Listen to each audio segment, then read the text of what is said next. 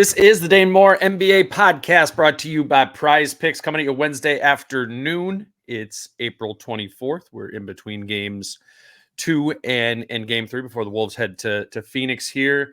And like I said, quickly, we are brought to you by Prize Picks. Look this morning, and there are already numbers up on Prize Picks for Wolves Suns game 3. I was interested to see like how Jaden McDaniels' number moved. He'd been at 9.5 points per game for the first 2 games. They bumped it up after he scored 25 last night, but only to 10.5. Cat's point total dropped a little bit. He's down to 16.5. He only had 12 points last night and hasn't really got the offense going. I think he has 31 total points in games 1 and game 2. But anyways, they already have a bunch of totals already up for the Wolves game 3 if you want to start making a lineup for Friday. Again, that's Prize Picks. You can check out Prize Picks at prizepicks.com or on the Prize Picks app using promo code Dane for a $100 sign-up bonus. And yes, as we move on from game 2 to game 3, I'm joined today by Britt Robson from MinPost. Already cooked up a column this morning off of that game. Britt, how are you doing? Good, thanks. I thought we start this one by going into Jaden McDaniels, but also NAW Alexander-Walker. I kind of, and you put this in your piece as well, kind of pitting those two together as the, if you want to call it MVP or X factors that kind of became MVPs right. In those games. It was, I was reading your piece and I was like, I wonder if he's going to find the lineup data of Edwards, McDaniels, and NAW Alexander-Walker. Good job by you.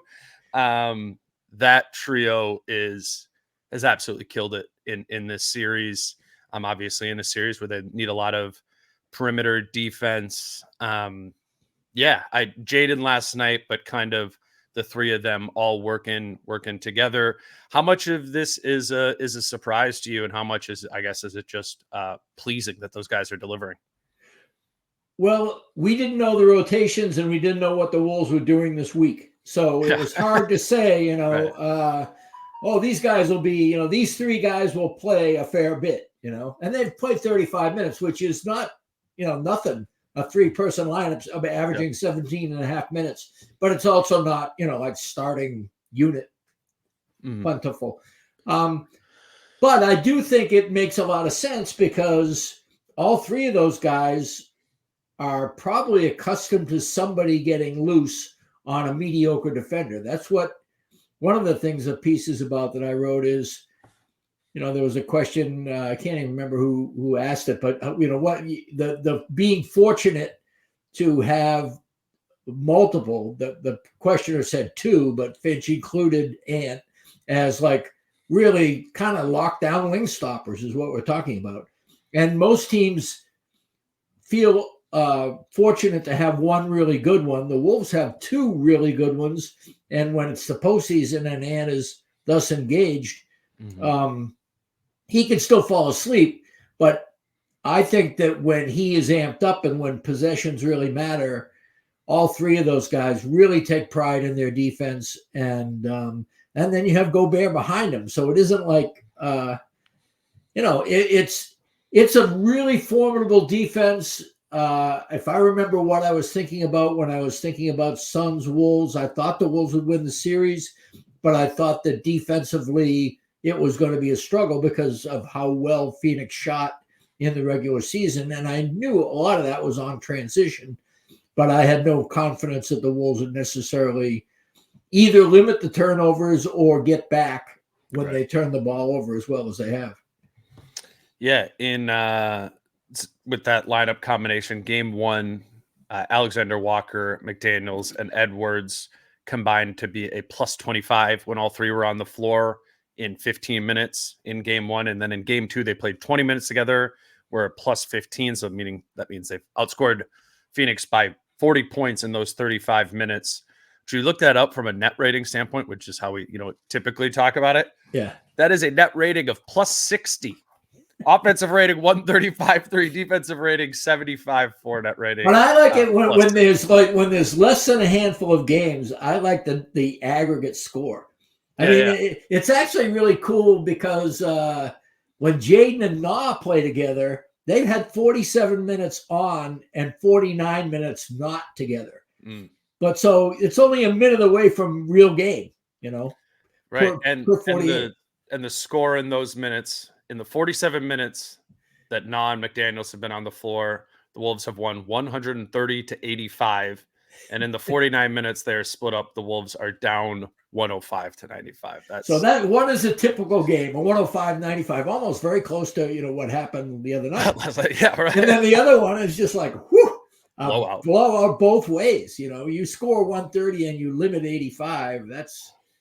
And again, you could see why, because as Jaden said, another thing he said on the podium last night, I had already gone home to get some sleep to write the column, but I was able to see it, online today. I got it right here. I'll play it. Okay. Ant and Nikhil on the floor together tonight, when Phoenix is trying to get certain matchups and you guys are just switching through every single ball screen. What is it like having two other shutdown defenders on roster with you that can lock down a big three like Phoenix is? I mean, it's great to have. Every time we go on the court and I see them two, I just be like, who you want to guard? Like, it don't matter which person we guard. And I mean, it's great to have. And then just with Rudy behind us as well, I mean, it just makes it difficult for the other team. I mean, that's the thing, right, Brett? Is like we come into this series being like, okay, what first? Like, how are you going to match up with Durant? Who's going to take Booker? Who's going to take Beal? And it felt like it was going to be something that needed to be done like really meticulously. Like, you got to have the best guy on the best guy at this point. But to their credit, that mentality that they've had is just like, we all can do it. Right. And they kind of have, and that's given those, the big three in Phoenix different looks. Right. It's given McDaniels rest at times, Edwards rest at times. Like, they do had three guys that can guard, like we said, with Ant really dialed up for the playoffs. That's in many ways, Phoenix kryptonite, or at least a way to really limit what they're trying to get to offensively.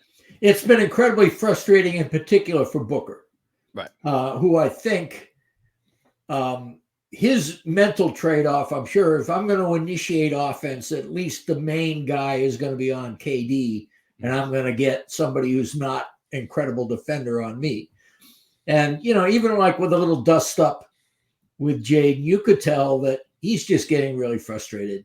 And he got to the point, I saw a couple of the times where, especially after Jaden started to score a little bit, where he was doing all his usual, yanking on the shirt and all the little tricks. And the one trick that the ref just flat out called him on, that false hook that, was pretty comical, because the ref put some body English into the call. It was like, said, you're trying to show me up. I'll show you. You fraud.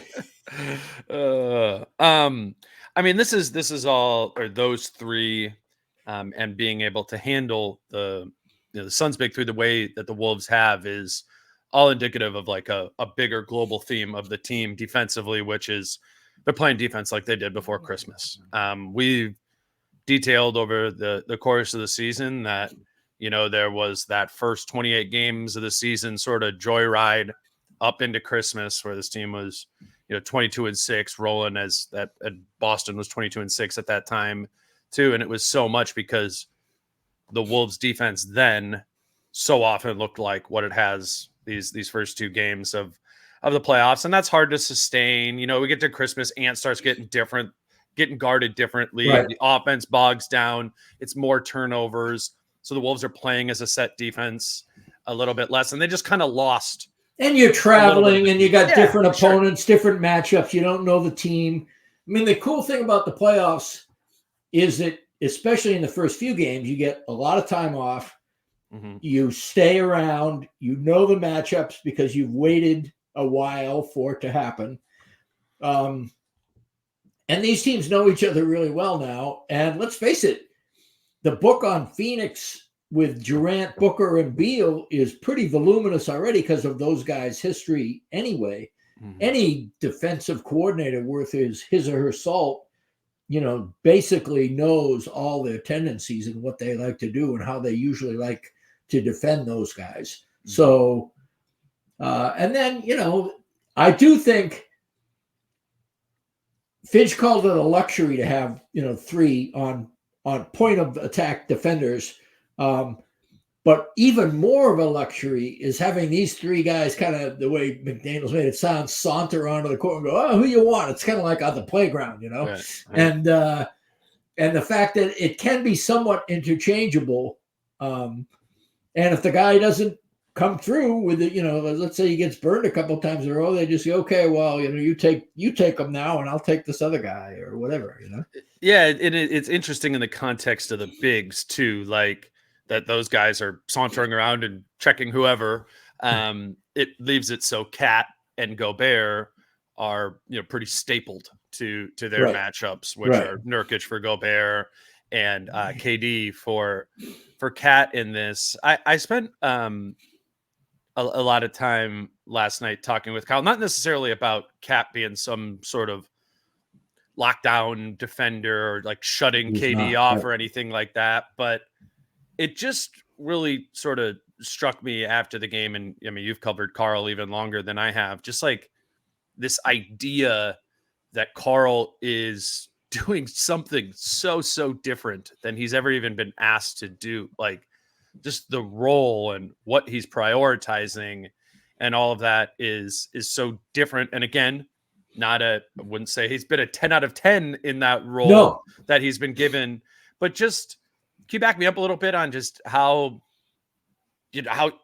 kind of surprising it is that Carl is doing this, embracing that role, and in this series, at least, probably necessarily so, to be able to play in this series, or to be able to play as much as he can in this series. Like this kind of had to be the way, was he was going to need to be stapled to that KD matchup and have a little bit of a different offensive role. My theory is that he saw this team play really pretty well for almost a solid month without him, and heard quotes. In fact, he even re-quoted Ant saying, with Nas, he gets off it and goes to the other end of the floor, creates spacing, respaces, et cetera. And he almost said, I heard that. I'm going to try to do the exact same thing. I think on defense, it's less. I mean, Cat kind of prides himself on knowing X's and O's, but I think he does see how Slow-Mo and Nas and other people did things.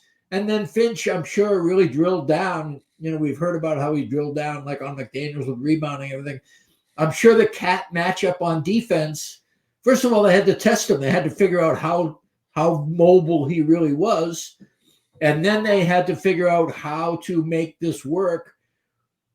Cat's matchup is an important one, but it's also one that you kind of have to think you're going to lose anyway. So the question is, how much are you going to lose it?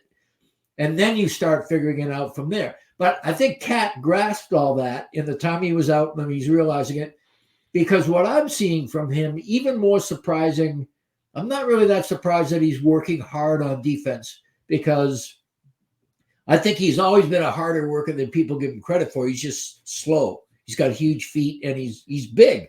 He's the opposite of lean.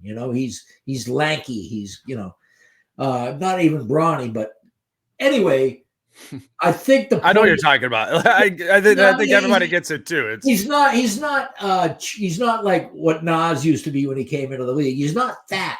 He's just somebody who's lumbering. He's not as lumbering as Nurkic, but he's not Gobert either. So anyway, the greater point is, Cat has gone about his work without calling attention to himself. And I think for team chemistry, that's really important, that Cat is in the fold right now. The sub-theme of the column I just wrote is that this teamwork right now, this idea of being complementary roles for each other and having those complementary roles be fluid as players morph in and out of strengths and weaknesses, is, even for the Wolves of November and December, when their offense was really sputtering and stops and starts, it's a new level. I asked Finch the other night if he thought both the offense and the defense combined, their execution, was as better than it's been all year. And he kind of ducked it, which means he doesn't think so. But I do think it's right up there in terms of the way they're playing offense and the way they're playing defense. I don't think McDaniels gets a chance for 25 points most games this season. I don't think that Non accepts and grabs the green light, with other guys on the floor. Unless you have that like ethos of we're doing this together. Yeah, and also I got to say that as much as I love Slow-Mo, the fact that he's not on the court because he's very, very particular about what he can do. He does it really well, but he is less flexible on offense than almost any other player. And so I think his absence is helping this kind of fluidity that I'm seeing. Not so much fluidity. People hear the word fluid and they think about pace and how, but it's more open-minded role sharing, I guess is a better way to put it. And I think Cat is the primary example of that, if for no other reason that what he's doing now is the farthest cry from what we've known him to be. I asked Cat about that in the locker room after the game last night. Carl, there's so much of your career, like top item on your to-do list, probably going into a game has been on the offensive side of the floor. What's it kind of been like to maybe rewire that here to whether it's your defensive matchup, defensive rebounding? It just seems like those are higher priorities for you. I'm willing to do whatever it takes to win. I've been willing to do that whatever and throughout my career, and it's just a different situation than it has been for other years. They put me on one of the best scorers ever, and I have to go out there and make it difficult for him and do my best to contain him. I don't think a player like that, you stop, you got to contain. So just doing that, and on the flip side, like you said, defensive rebounding, the ball goes off the rim. Me and Rudy got to get it. We got to use our height advantage and our size advantage, and we have to impact the game, especially that way. So the game will tell us who's going to score. Today it was Jaden McDaniels and Mike got hot. Last game was a different game, and me and Ant. So every game's going to be totally different. But I think that's what shows how special this team is that there's so many different ways we can win and so many different ways we can score. It doesn't need to come from the two people who have the accolades of scoring the ball a lot to be our offense. When our team has a lot of people who could dominate the offensive end in their own way. I think that's a good answer. I mean, it probably in other games, right? And maybe if you're on the road or if you do advance, there probably needs to be a little bit more consistency of offensive production from the main two guys. But, as we've talked about in this series, there's so much lined up against that with Ant in how they're planning against him. And then also just with Carl, they really started prioritizing him a lot more defensively last night and fronting that and taking it away. So, you wouldn't want this to be the end game every game, right? For what this is. But I think it's just like, I don't know. It's just showing that the Wolves have a couple more cards in their hand than maybe we thought. Well, let me say that I think in years past, or even months past, the self-serving subtext in a lot of his sentences would strike me as bullshit.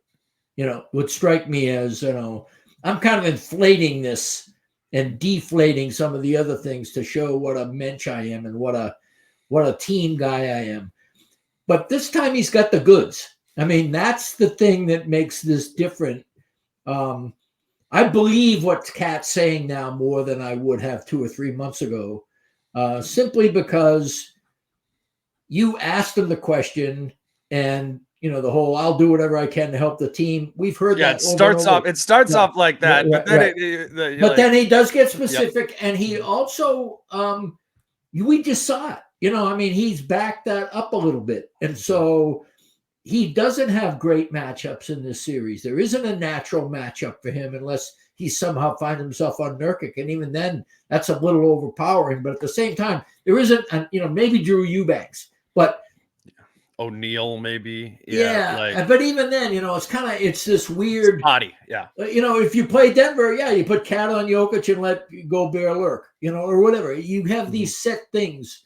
And the fact that he isn't an eyesore and this team is playing excellent defense, and I think significantly, his minutes have been really truncated by foul trouble and just the advantageous combos that are on the floor.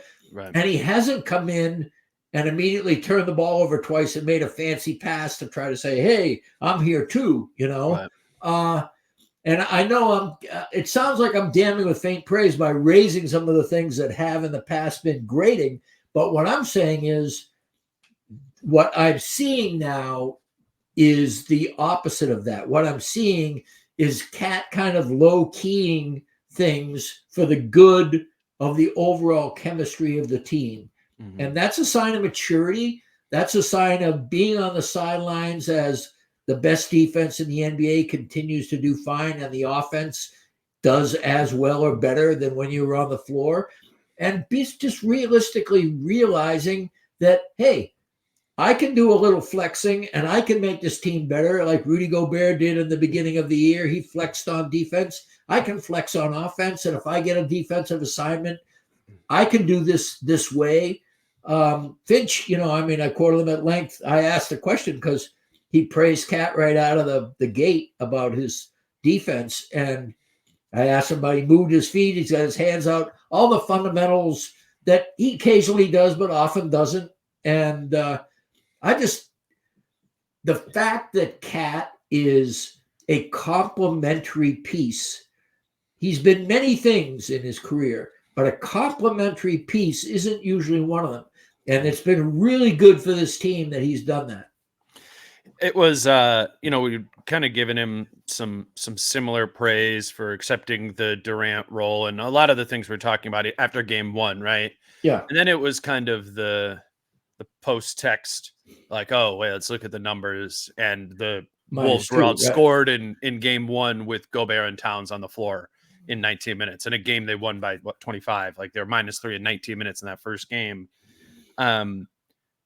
There's certainly things to nitpick from Cat's game from games 1 and 2, also within the context of he's coming back from an extended stretch out. But in game 2, they're +11 in those Towns Gobert minutes in 17 minutes. So that's a good sign of like, all right, we're not just shoving this into being the starting lineup so as to sustain. It's actually winning at a similar rate too. And they needed that in game 2 because the Gobert and Reed minutes were awesome in game 1, a +18 in 13 minutes. And then last night they were a -5 when it was Gobert and Reed in 10 minutes, in large part because Nas was getting pushed around by Nurkic after they really were targeting Gobert and switches in that situation. And Nurkic was pushing around Nas on the offensive glass. Cat, conversely, did a good job of switching into like, I'm going to rebound like a center out here. And I think he only had 8 or 9 defensive rebounds in the game, but they all almost felt like snatched away from offensive. And by the way, I don't think Jaden McDaniels gets the amount of offensive rebounds he gets if Cat wasn't being watched like a hawk on the boards. For sure. And Cat wasn't exerting as much pressure. Mm-hmm. And those early offensive rebounds by McDaniels, I mean, one he put back and got the foul, got a couple of foul shots. Another, he kind of did a spin move and hit Gobert when both of those guys followed him for a slam. These were early baskets that helped set a tone that I thought was important. And again, these are the organic type of things. If Cat's working the boards, because Cat, is a threat from outside. Cat is also a threat off the dribble. But Cat on the boards is it's there, but if he's really consciously making an effort and the way the system, the schemes they have down, especially with so many others on the perimeter, then it is something. And I do find, there were a couple of times you and I both noticed it where he kind of got lost on his man, but his go-to position was to hit the boards and get the defensive rebound. Right. And so, again, it's better than standing around and getting hosed. It's your, all right, this is my plan B, and it's a smart plan B. If you've been picked off or you kind of lose the timing on your switch, then go get the rebound. Right. And so, I think that, again, allowing a situation where Nickeil Alexander-Walker and Jaden McDaniels are your most effective players on the floor in games 1 and 2 is a sign of the organic teamwork and generosity of spirit that the more talented and pecking order people are exhibiting. And that is how you win playoff games. Yeah. Nope. That's well put. Let's grab our first break here. Today's show is brought to you by Autograph, and I would love it if those of you who are listening right now for free would just go to the App Store or the Google Play Store to download the Autograph app. That the QR code is on the screen here. If you want to use that, you can use code DaneMoore to let them know that you're coming from us. But basically, this is just an app designed for diehard fans. There's communities for a bunch of different teams around different sports, different leagues, and we'd love you to join the Wolves community at Autograph.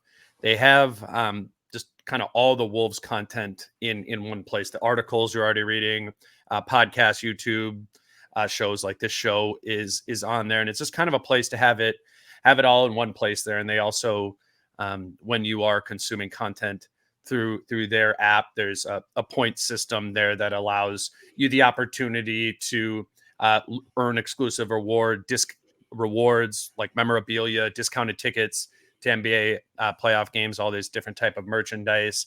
So they have a lot of promotional stuff going on there right now. We'd just love for you to check it out, see if it's for you as a place that you can go to get your Wolves content. Again, that's Autograph, the Autograph app at the App Store, Google Play Store. Use referral code DaneMoore if you can to let them know that you came from us. And then also today's show is brought to you by Supreme Lending. And if you are ready for a winning mortgage experience, meet Ben Coulter with the Mortgage Dream Team at Supreme Lending in Edina, Minnesota.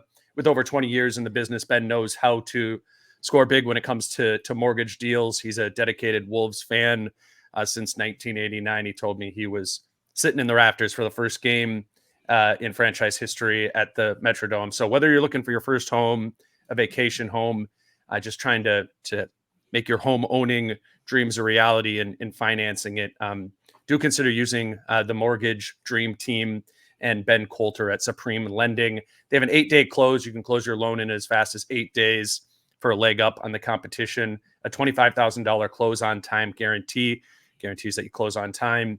And then the Minnesota Housing Program, which is up to $18,000 in down payment or closing cost assistance. Again, if you mention T-Wolves special, you may be eligible for your first year at 1% below your note rate.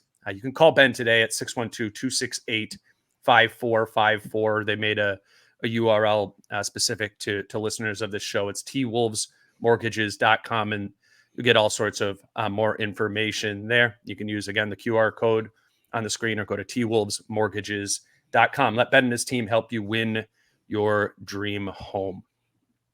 All right, Britt, let's keep moving here. I think a big plot of this game, right, was that Jaden McDaniels has 25. And really that Karl Anthony Towns and Anthony Edwards were hardly anything in the first half, at least offensively. And I thought that was such an encouraging sign that they had other things to go to when Ant is being loaded up on the way that he was. That Cat was both in foul trouble and they were really, really denying Cat in the post there too. Their game plan was, let's take away the head of the snake and the second head of the snake, right, in Cat, and hope that there aren't other answers there. We talked about McDaniels a bit, just sort of asserting himself, doing that on the offensive glass. But I think the Conley and Gobert two-man game reasserting itself, we haven't seen a ton of that. Even in the, that was kind of a middle of the season thing that really Finch referred to as like their safety blanket. That coming back, I won them the game. But also, I think it was important that Ant, while he didn't shoot well, kind of stuck to that being the plan and understood that Phoenix's number one objective is taking away your ability to get into the paint. Obviously, you'd like to see more of Ant happen in future games in this series, and I think you can if you get other pieces going at the same time. But how did you think about, I guess, while you were watching the game and after the fact, of how the offense was generated, knowing that a lot of it wasn't coming from Ant and Cat specifically. Well, I think I was wrong on 2 occasions. During the course of the game, there were 2 things I wanted to have happen. I wanted Monty Morris's minutes to encroach more on Mike Conley's minutes, and I wanted Ant to shoot over the double teams more frequently. Both of those things, in retrospect, were erroneous. That would not have helped the team. The Morris thing, I just felt like he has the body type and the approach to screens and pick and rolls that was superior to Conley's in terms of the physicality you could get. And also because Mike had been cold, quite frankly, cold as a playmaker, committing more turnovers than he usually does, cold as a shooter. Finch wasn't the slightest bit worried about it. You were kind of downplaying the idea. You were not really on board with my Monty Morris love. And Morris was minus 14 in not that many minutes. Yeah. It was a pretty clear indication that I misjudged it. It is noteworthy that, he played over Anderson, and it's not, I don't think, even if I'm the lower on Monte of the two of us, I'm not like against him playing in the series, and probably does need to, particularly if this Kyle Anderson thing is going to be, if they're not going to play him in this series. Right. But it's having that faith in the understanding of the idea that there's the possibility of a 5 3-pointer game from Mike Conley. There's a more attainable and higher ceiling in his minutes. I like that they stuck with that. And especially nobody racks up more screen assists for Gobert than Mike Conley. I would argue that he has more. Yeah, he has more than Ant, I think. And Ant does it a lot. But Conley hits 3-pointers, whereas Ant hits mid-ranges, I think, more often. And I think that they also have more options going for them when both are doing the pick and roll rolling together. Yeah. Because Conley can hit that floater, and Conley is also capable of skip passes on the move. And Gobert is too, for that matter. If Gobert gets a pass, his latest thing is to do like his robot whirl and, zip it over to the weak side. They were kind of nice, though. I rewatched the first half. There's a lot of like short roll Rudy where you're like, all right, this looks weird because you're 7'2", but it was like a direct, sharp pass. It was like, okay, well, bad, Rudy. You could tell that it's something he wants in his bag. And, the contours of the bag are widening. I'll give him that. And well, it's what's the alternative? That's what I always say. Then we had our whole push shot thing. It's like when Rudy catches it at 9, what do you want him to do? And if he's stymied, exactly, then he's got to. And what I like is not only that, but the decision is quick. Yeah. He is not, when he does that outlet pass, you can't really call it a driving kick. You'd have to call it a catch whirling kick. Right. But catch. Pivot, catch and kick. But that was effective in a lot of ways. The Conley pick and roll, obviously. Gobert, what do you wind up with? 18 himself, I think, or something. It was 6 for 7 from the field and 6 for 7 from the line at one point. I don't remember if that's what he held to. He was 6 or 7 from the line in both games. So 12 of 14, 86%. Pretty nice. From the free throw line, and for Rudy Gobert in 2 games. Yeah. And so that was really helpful. You're right. Nas just didn't have it for whatever reason, and it happens. The thing about Nas is, and maybe this is another level in his maturity, this is the first year he's been in yet another role that is new to him, and I think this is because it's a more permanent role. I think he will refine it. I think he'll get more consistent and begin to grasp where he's being deliberately targeted and scouted, and where they don't have the answers for him that game. I think he's learning that slowly now. And he did exercise some restraint after he had a lousy first rotation, I thought. Yeah, I think with Nas, it's not as good of matchups to tap into what he's doing. I mean, he's guarded by guys who can move with him a lot of the time. Nas is the that off the dribble weapon right. against fives, backup fives. And Royce O'Neal had him sussed a few times. Yeah, KD was on him a couple times on drives too, and just moving with him. Like thinking back to game 1, and I remember when Nas was out there and he was being guarded by Eubanks at times, he was able to take him off the dribble. But that was even like they're trying to put Eubanks on Kyle Anderson as much as possible. Right. Like Phoenix, to your point of having him scouted, like they don't want Eubanks or Nurkic on Cat or Nas ever. Like because that's where those guys are gonna, do work. Like I still think Phoenix has a really strong defensive game plan in this series. It's not one. Well, Vogel, that's where Vogel usually shines. Yeah, I mean, he is a good defensive game planner. I do think Nas hitting from deep, especially if you're concentrating on Cat and Ant, that's going to be there because you're not going to extend another man out there. Just those quick slip pops like that you want to see that in Nas's first stint, because Royce O'Neal or whoever, even if it's a wing, like you got to cheat. You got to cheat with what you're doing with Ant and Cat. Yeah. Yes. And so and you're not going to cheat outward. You're going to cheat inward because Rudy's down there. And you got the Conley pick and roll. So yeah, I think that I just. What is surprising to me and elating to me as somebody who's watched this team all year, the Wolves are clearly, as of the first 2 games, a much better team than the Phoenix Suns. I thought that was true. I picked the Wolves in 6 or 7, but a lot of it had to do with the bench and to do with the fact that they would not continue to turn the ball over as foolishly as they have. But I think, obviously the bench is still true, but they're beating their best 5 with they're beating Phoenix's best 5 with the Wolves' best 5, a lot of the time. They have figured out how to defend the Suns better than the Suns have figured out how to defend the Wolves, at least in terms of execution. Oh, yeah. I agree with you. The conception, they have a good game plan. Yeah, that's all I'm talking about. It just kind of forces you to, like, that's normally a good defensive game plan, is if you can, like, force the opponent's 3rd, 4th, 5th options to be the places to get offense from.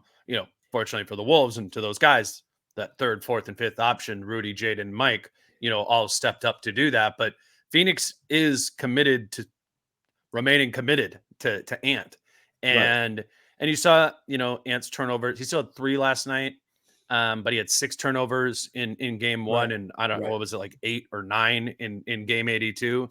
Right. Like I think Ant deserves to be commended for better understanding what their game plan is, probably really listening to the coaches about what he needs to do and what he needs to not do in this series. And, sometimes that's going to be a 15-point game just because of the way they're loading on him. So trusting that, I think is big, and not letting the defensive game plan beat you, make them out execute you defensively. And I do think having game 1 in his pocket really helped with his restraint. Yeah, that's a good point. You get 33 and you get the laugh in the face of your idol and it's all over, it goes viral everywhere. Right. You can basically restrain yourself for an entire 48 minutes.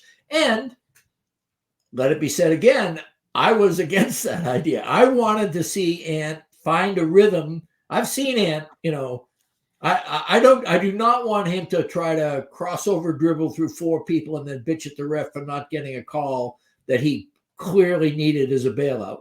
I want to see him do the little dipsy and then, do the turnaround bank or, or the pull up 3 or whatever.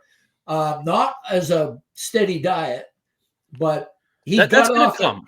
That's going to come. If they that didn't come, in my opinion, because the Cat part didn't come. And that was because that was a huge part of the first half offense in game 1 was running through Cat in the post. If it was Durant, like they were just single covering Cat with Durant in the post. If it was O'Neal or Allen or whatever on Cat, they were doubling it. that was the biggest adjustment Phoenix made was, take that away too. So now, because Cat going in the post got Ant going at the top, right? So they took away both of those things, or Cat kind of removed himself by picking up that third foul there, but also by just fronting him in the post and taking that away. When Cat can get going again, or I think Nas, if Cat doesn't have another good offensive game, it's just once you have more of those seams being attacked by Nas, Cat, whoever, it's just the load that they're putting on Ant can't sustain. And then it's on Ant to take advantage of that opportunity, which he recognized and rolled with in the third quarter of game 1. So just knowing that Ant has at least seen the blueprint, probably understands it. That's really encouraging for the idea of efficient and effective offense, and the idea of avoiding a 20 turnover game for this team as a whole. And if the Wolves remain disciplined and remain aggressive too, alertly aggressive as well as disciplined, it will be impossible for Phoenix to put that kind of blanket on Ant and not leave wide open corner trays and above the slot trays. I mean, those are there. How many times did we see wide open threes? McDaniels hit a bunch of them in game 2. NAW hit a bunch of them in game 1, and they're from different places on the floor. McDaniels mostly from the corner, NAW mostly from the break. So, and a lot of that, people need to know, and I hope Ant probably does know that he's responsible for a lot of that. It was Ant had 8 assists. He also had a handful of possessions that led directly to hockey assists or to good looks, I guess potential hockey assists, if you want to call it that. And also he had the presence. We always talk about Rudy making never minds on defense. Well, Ant's never minds are, I'm not going to guard that guy. I'm going to stay close to Ant. I'm never minding Nas here, or I'm never minding Jaden McDaniels now. And so those are things where just by his very presence, he's getting open looks for people without even touching the ball. Britt, what can Phoenix do in game 3 and game 4 outside of just playing at home? And I do think Target Center and the energy and all that has helped. I think the Wolves are just, maybe that's being a younger team. They do get kind of fueled by that a little bit. You're going to lose. That's going to be an adjustment of game 3 and 4 is not playing at home, obviously. But what are you thinking for them that they should? Here's what I was surprised at. And I'm surprised they didn't do it during game 2, because I thought game 2 was pretty pivotal for them. But given the Wolves' tendency for turnovers, I expect get a lot more aggressive ball pressure than they gave. And just selling out a few times. If they gets, wide open looks or a slam, a backdoor slam or whatever. But if they were able to generate momentum off turnovers, that's how you beat the Wolves. You beat the Wolves in transition. And if you generate turnovers, and they have, Beal is a smart defender. He's not a especially quick defender anymore. And KD is a very, he's got the Inspector Gadget arms, and he can do that too. He can fill lanes and get deflections. This is why I want Ant restraint. Just think about all these things. It's maintain the Ant restraint, because that's what's going to fuel that is a 6-7 turnover. And I think they're going to have to gamble a little bit and force the issue. They are going to have to try to force turnovers from the Wolves. And whether the Wolves have the aplomb and the poise to essentially, stay within themselves and move the ball, or just even take the ball off the dribble and find the seam on a gamble or whatever, or drive and kick and make the wide open 3 even more wide open. But I think that it's time for Phoenix to gamble a little bit on defense, because if that offense catches fire, if 2 of those guys are hot, then they can afford to gamble. And it's probably the best strategy for them. No, it's just the general idea of playing faster, a little bit more chaotic. That's what I would be wanting to inject if I'm Frank Vogel, because I think that's if and when Devin Booker eventually goes off in this series, it's going to feel like that. Like it's going to feel like that flurry of, even if it isn't turnovers, just that semi-transition, that hit-ahead pass, like that's what they. Do you remember the third quarter where he broke free in transition, Booker, and then hit who was it in the corner? Maybe Beal in the corner for a three, and then he came down and hit above the break three, 6 points out of Booker's hands. Finch called timeout. Yep. And he had told us pregame, the key is stopping his momentum. He's a momentum player. We don't want to have him stack big plays. And, Finch can do that once. He may even can do that twice. But you have to trust your defense to hold the fort there. And that's the danger. I mean, the danger is that the Suns get back into feeling good about themselves with a high turnover, high transition point game where Booker gets 30, KD gets like 22 on 7 shots. And, this whole deal. And then even Nurkic begins to, get Rudy in foul trouble or something. I mean, all that is certainly within the realm of possibility. I think it could be I called Phoenix losing in 6 or 7. And that means they have to win at least one, if not both of these games in Phoenix. Right. I think that's line item number one. I think if your Phoenix is playing faster, getting out in transition more, and gambling. Yeah. Yes. Just anything to, really what is going to be, goes into my second point, is anything to get away from the Wolves in this set defense and just playing them square. I mean, the frequency with which Rudy switched, and it was like the shell defense that, that actually Phoenix looked like in the regular season matchups there. I think if you're Phoenix, you got to stop thinking you can beat the Wolves defense straight up. And you do that by getting out in transition. But there's been these pockets of the games I've more so noticed, like watching back, where multiple screen actions, like you got to get the Wolves out of the way in which they want to guard it, whatever the action is. Like it does I don't want to say the Wolves defense disintegrates, but it starts losing teeth the more the matchups get crossed over the course of a possession or a quarter or a foul trouble rotation, 5-minute stretch or whatever. And I just think you do that with, I think it's going to be a ton of like screening at the top, back screening with that Spain action, kind of having Booker come off, peeling out of that for threes, Allen, if he can play, that sort of thing. I just think you got to do multiple actions, because it seemed like they were just prioritizing trying to put Gobert in space. You're on the same page as Vogel, because he lamented after the game in his post-game remarks that they weren't really sticking with their discipline and their composure on offense in particular. And I think what he was talking about is working the defense over, probing the defense. And he said after baskets or when there was one breakdown, nobody knew who they were, going to be with and everything. So getting an advantage to take the next advantage. That's what the whole Wolves' entire game plan is on the other side of the floor, whether it's Ant drawn in 2 or 3 or Cat drawn into, like just getting the Gobert switch of, him on because Booker. His mind is already thinking about going back there. So if you can keep him out there, he's going to get antsy. Mm-hmm.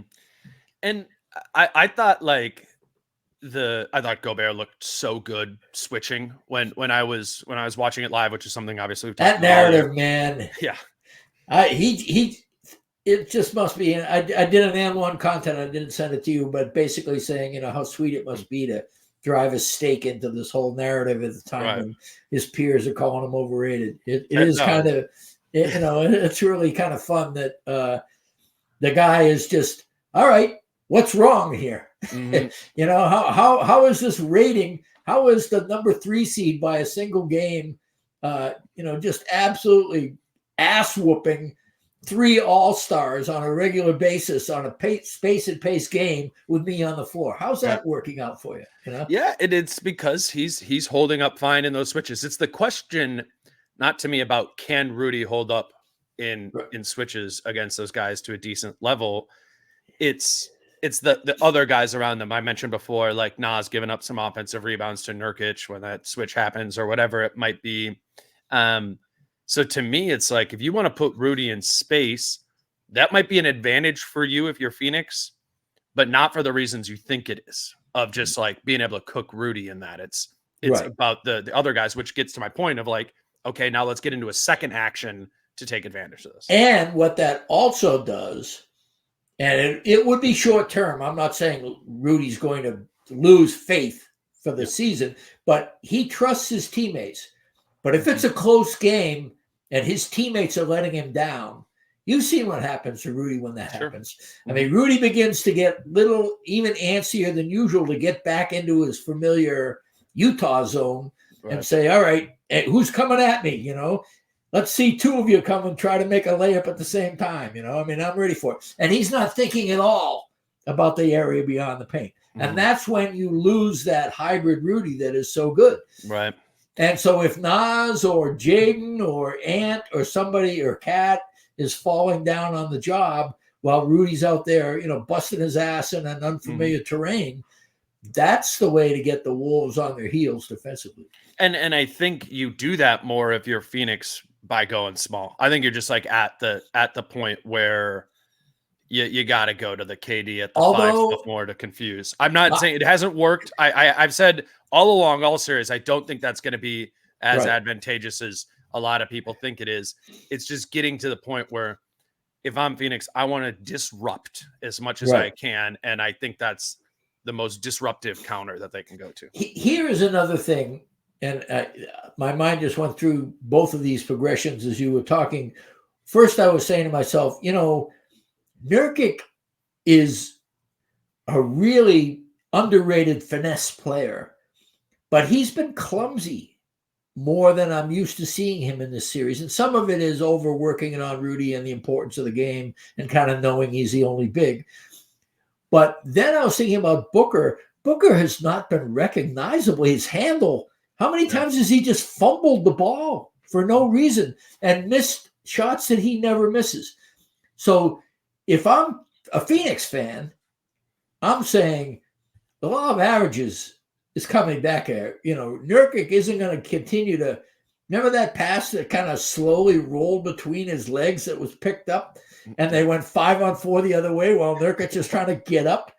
I mean, those kinds of things are just deflators. And Phoenix has had a lot of them in these first 2 games where they just haven't done their thing. And it has been a troubling tendency for them all year, but not to the extent that Booker and Nurkic have shown. And so that's a thing.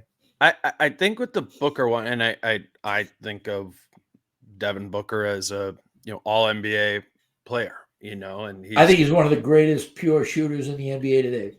He just, as we could go through Ant or Cat or whatever too. They have elements of their game that aren't as good. Right. And for Booker, the handle is not as good. He's more combo guard to guard than he is break you down, particularly when it's Nickeil Alexander-Walker like in your shorts or Jaden McDaniels trailing you. It's there's been so many just fumbles by Booker. I just don't think that's I don't think that's a big fluke. I think that if we're looking at flukes, it's more like, oh, he's just not hitting as many of the shots that he's rising up to take, because that's what he normally does. The handle element is never like been a 10 out of 10 at all. No, I would agree with that, but I also think, and you're right, that I'm sure some of it is that the ball pressure has invaded his thoughts more. But I also think he's having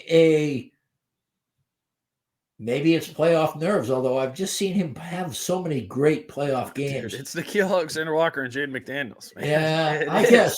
I think, and I know I'm a bigger Booker booster than most people. Boy, try to say that fast. But essentially, I think that we will see Booker have the kind of game that restores his confidence. And then I've always feared that the Suns are still capable of frying a great Wolves defense. The Suns are capable of frying any defense in the NBA if they all, if they start to have joyrides. And, I wrote one game off in the series on that basis. Right. And maybe still coming. Yeah. Could be, although they're running out of time. Yes, they are. That's most of what I have for the game, off of the game last night and going into games 3 and 4. I just wanted to do like 5 or 10 minutes or whatever on Denver. Before we, end the episode here. Not to put the cart ahead of the horses. How do you say that?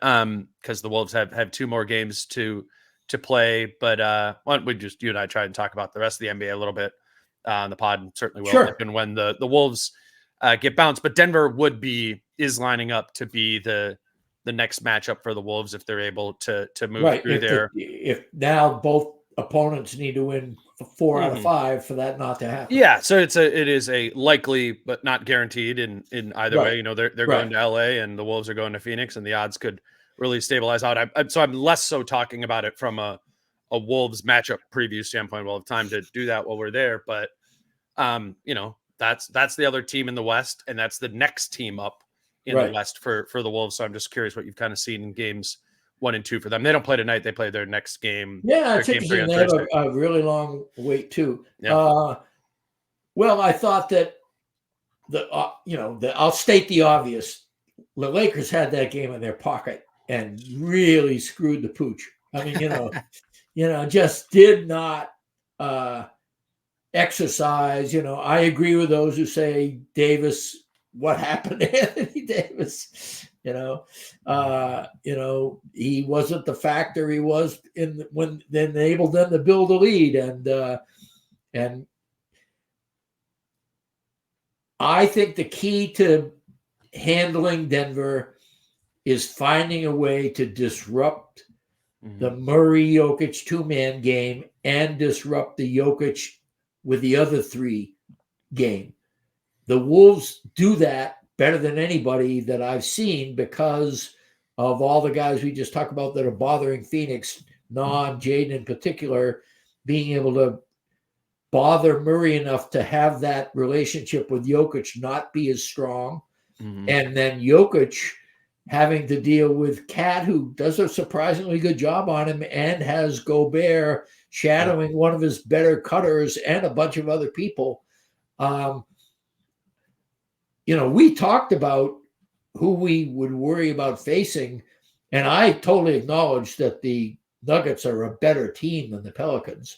But the Pelicans with Zion Williamson healthy, I still think is the toughest matchup that I can see except for the Celtics in the NBA. And, they just about beat OKC in that first game, and that's without Ingram really being involved, and that's without Zion. And so the point being, I think the Wolves match up. We talked about this, obviously. There's a history there. There's a lot of games where Nikola Jokic has not been a superhero. He's been merely fantastic. I mean, Jokic hasn't put together one of those 35, 17, 14 games on the Wolves that I can remember. One of those things is usually missing, and it's usually assists, and it's because I think he's smart enough now to have already kind of downgraded it in his mind when he comes into this game, saying, all right, they're going to do this. I'm probably not going to have my guy, when I do my little lumbering crab dribble in, I'm not going to be able to have that guy in the left corner, cut unscathed or whatever. Yeah. Whatever he's thinking about chess-wise, the Wolves have moves to counter it. And I think he's already thinking about, all right, I'm going to do this instead. Which isn't to say that Jokic and Murray unsynergistically can't beat the Wolves. I think that Murray's shot making, he's a playoff dude. He's like Ant, Donovan Mitchell. There's a few guys that just get better in the postseason. Murray's one of them. And Jokic stays the same, which is terrifying to the opponents. I mean, he doesn't flag. He gets, if anything, he gets better, but it's hard to think he's better than the postseason. So I'm not arguing that the Wolves would be favored or that they would win, but I am saying that it's not a matchup that I think this could get ugly. Right. I don't think it's going to get ugly if they meet. I think that the Wolves, especially if they dispatch of Phoenix, I mean, we remember the first words out of Tim Connelly's mouth practically in media day was, well, we have to win a playoff series. Mm-hmm. And that would be mission accomplished when they go into Denver. And that's a weight off their shoulders, and they play a little freer.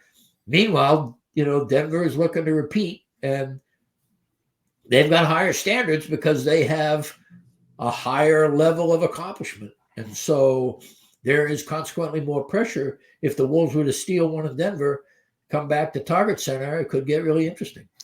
Yeah, I think, and maybe it's a little bit of a hyperfixation on the Jokic matchup because when I'm watching the Wolves play the Nuggets, I'm so focused on that, right? Kind of being the main thing, Cat on Jokic, Gobert off of Gordon. And what I think is interesting in the Lakers series is their strategy is different looks, right? They start with the Rui, kind of the same thing, Rui Hachimura on Jokic with Davis kind of being in the lurking Gobert role, but they switch it up all the time, which I think like in normal basketball parlance makes sense. Like, give this star player different looks. Okay, we're just going to go one-on-one. Davis is on him. They'll go, Davis on him, LeBron helping, LeBron on Jokic, Davis helping there. And to me, and again, it could just be going off of the Wolves and the relative success that they've had doing it. I think there's almost value in just committing to a way that you're guarding Jokic so as that you get a rhythm defensively of how you're guarding and doing it. And I think the Wolves have found that against Denver of their best rhythm of how to guard him. And they're going to kind of like live with the ups and downs of, okay, here we go. Jokic really did have a run against Towns here at this time, or Aaron Gordon did make 2 or 3 corner threes and it changed.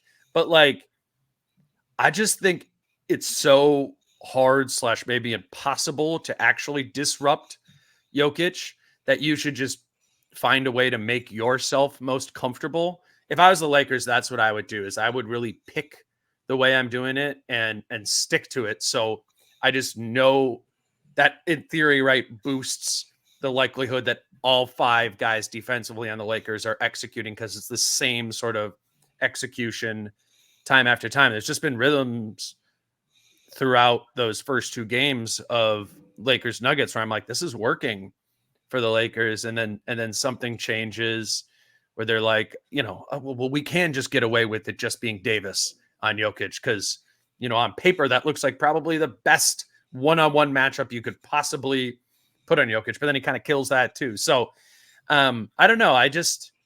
It's just watching Lakers Nuggets is a reminder that the Wolves have a leg up on the rest of the league in that matchup.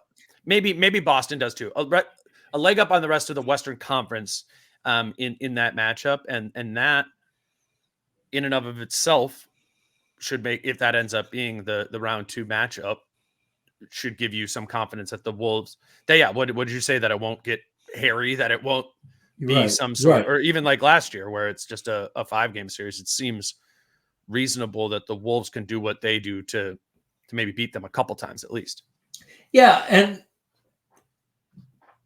this is risky to say, but I think Davis is better in the eye test than he is in the schemes and in the analytics. I think that's true.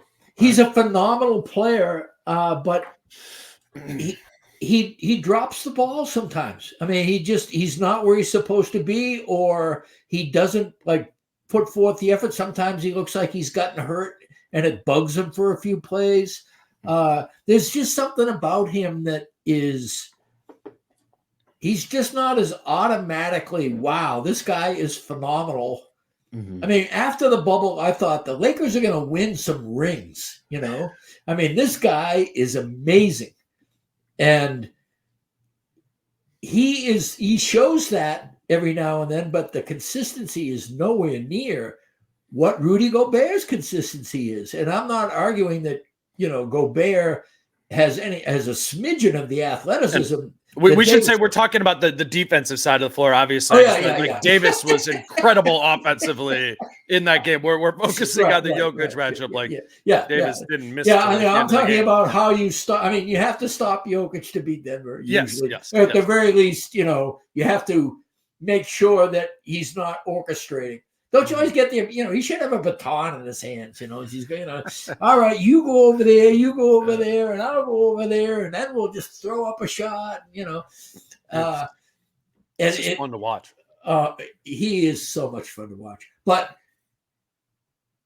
the other thing is the Lakers, it's a matter of how long you can stare at an object and not blink when you're trying to guard Porter Jr. I mean, the dude just waits until he's open, and then he kills you with a three. And he waits and waits and waits. And if LeBron happens to be the guy, I don't think that works for LA. And if Hachimura is the guy, I don't think that works either. Porter I don't know who guards Porter well. The Wolves don't really have anybody that I think shuts him down. That is the if we get to that point, X factor guy I'm quote unquote scared of in that series of just because he has a habit of skulking around, and then the next thing you know, he's purposeful and he's at a place that's in his, you know, he's got his little place between the slot and the corner, often on the left side. And that thing's going in, you know. He could shoot. I mean, they are an extremely difficult team, you know. Well, as Finch said it best. I mean, they're starting five. They cover for all their weaknesses with another guy. You know, whatever you think, you know, Porter can't defend. All right, fine, but you know, Aaron Gordon can, and Aaron Gordon can't shoot, but Porter can. And Caldwell Pope is a great glue guy. By the way, I think that his knowledge of the Lakers personnel, you know, is helpful. I think that'll go 5 games and no more. Yeah. Jace made an interesting KCP Nickeil Alexander-Walker comp when we did the show the other day. Well, yeah, go ahead. It's just like, I mean, and I think we have some bias of just seeing it all the time, but it's getting hard to not put Nickeil up in that group of best 3-and-D wing guys in the league, which contains Caldwell Pope has earned, you know, I mean, for what? Like his net ratings have been phenomenal. Yeah, I mean, it's just the consistency of it, and just the value of that type of player, right? Is just on good teams in the NBA now. You almost need that, right? And they had 2 of those last year with both him and Bruce Brown. A little bit. Bruce Brown is a little bit more attack than I love shoot Bruce threes, but you know, they have that, like much like the Wolves have, you know, Nickeil and Jaden, and right to be able to do that sort of thing. But yeah, no, I mean, again, I don't want to get like too far ahead of it. I just thought we would you know, talk about that a little bit, because I'm trying to be intentional about watching all of those Lakers Nuggets games, so as to, if that is, you know, the round 2 matchup, we're ready for. Well, and it will be one way or another, right? I mean, they'll play either the Nuggets. Yes, or the Lakers, true. So you're seeing the other team. Yeah, if they make. I mean, and I think it's going to be the Nuggets. It's just, you know, speaking of kind of like guys shadowing other guys in terms of progression, Peyton Watson might be, you know, like a Mikal Bridges, Jade McDaniels type, you know, if he can get a shot going. It's reminiscent of that, you know, right when Finch got here, Jaden's, was that second year or whatever, like kind of looks like that. And it's like he's raw. He's certainly raw on offense, but he's also got a motor on defense and a desire to crush people on defense that Jaden and the size to be able to. Oh yeah. What a game he had that last meeting with Denver, man. I won't forget that. Neither will the Wolves. Yeah, right. No, I hope we get there. To that being a matchup that just feels a little kind of like poetic in all of this too. Of like, yeah, you. And then we can have snow in mid-May. You know.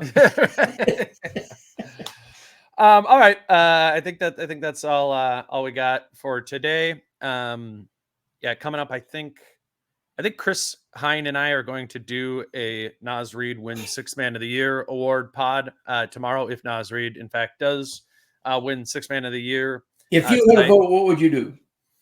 I did get to the point where I think it's Nas. And I was watched a lot of the Kings, firmly got there. I mean, I think I'm still a Monk guy, but I get it. I mean, I would put it this way: I won't protest. I won't say, "Oh, you know, that's right." You know, I just think that Monk, I'm kind of being a purist about this. A sixth man is a guy who comes off the bench and enlivens he raises the floor on your substitutions. Right.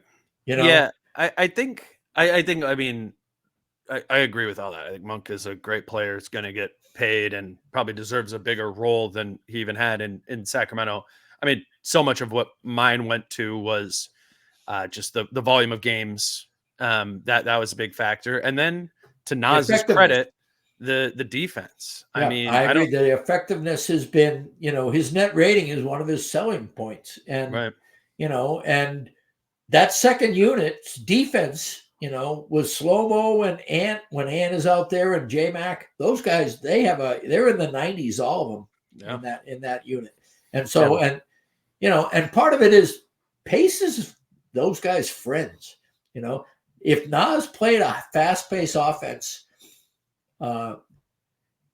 if he had decided to go to another team and he was used as intelligently as the Wolves seem to have brought him along, but in a system that suits his game better, it might be like March all year round. I think it's just actually, I don't know, maybe it's just because I looked at it more because of Nas, but like there's a really good six-man crop this year. Like Malik Monk is a very deserving six-man of the year candidate from all the games. And I think Powell would be my third choice. I know Bogdanovich has gotten a lot of and then Bobby Portis is the other nominee. Portis, that's right. I mean, that's a good five right there. Nas, Malik Monk, Norman Powell, Bogdanovich, and Bobby Portis. You know, just like that's the fun thing about watching a lot of the rest of the NBA. And once you kind of get to like 82, the season's over, you're like, all right, I've watched a good amount of all the, like, just those are all winning players. Bobby Portis is like a modern day Udonis Haslem. You know, he's one of these guys that he has a swagger. He comes into the game and, all right, I'm going to start pushing people around and making threes, you know, and nobody will ever forget he cold cocked one of his teammates. He's got a little bit of an edge to him. Yeah. I mean, I like guys that are a little bit crazy and yet are very disciplined on the court. You know, I mean, there's all five of those guys really did what I define the sixth man of the year award to be, is to spark. It's not the second unit. We always say like it's it's the second rotation. Yeah, they spark the first mixed lineup group, which is like your best group of it's like two starters and three subs. It's three and two or whatever. Right. Ant, Nikhil, Jaden, Nas, and Rudy or whatever. Like that sort of group. Like. And I mean, I don't know the specific five of the other ones too, but like with all of those guys, doesn't feel like a bench guy coming in. Oftentimes feels like an upgrade. So any of them will be deserving. I'm with you too. I don't think it'll be like some catastrophe if Nas doesn't win it, but just kind of judging by some of the votes that are already out there, I think that might be coming. But let's face it, he's charismatic as hell, and that does count. You know, I think in that award for sure it does. So we'll see if Nas wins that, and then I'm heading to Phoenix tomorrow. So is Chris. So we'll jump on maybe late afternoon on Thursday and do a pod on that, and then it's a game on Friday. Britt, you'll be out there as well, and we'll see where this thing goes in games 3 and 4. But appreciate you doing it. Hey, my pleasure. Is your column coming out today or tomorrow? Good question. Probably tomorrow, the way things work. But I think it'll be out tomorrow. And I think then we're in a bind because they play on Friday and Sunday, which are 2 terrible days for MinPost. I'll write something on Monday before I check out of the hotel. That'll be out Tuesday, a shorty.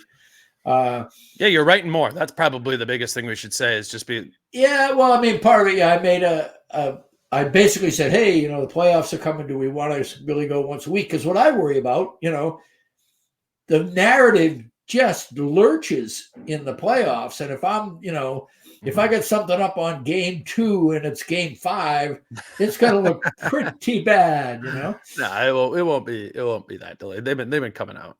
All right. You sent it to me as a good one off the game last night, and just kind of, which I think we kind of did here, but you even in more so sort of highlighted the okay, it was this guy in game 1, but this other guy stepped up here in game 2, kind of inverting a lot of things there, which is why they won that game. They won that game because they're a resourceful team. Up. They are a resourceful roster. I didn't use the word resourceful. Now I'm thinking it would have been a good word. Anyway. So check that out from Britt at MinPost. I'm sure he'll tweet it out whenever that is up. I mean, it'll already be late afternoon on Wednesday by the time people are listening to this first. So maybe it'll be up this evening. Otherwise on Thursday morning. Look at that from Britt. But until maybe tomorrow with Chris, he's Britt. You can follow him on Twitter at Britt Robson. I'm Dane. Yeah, until Thursday.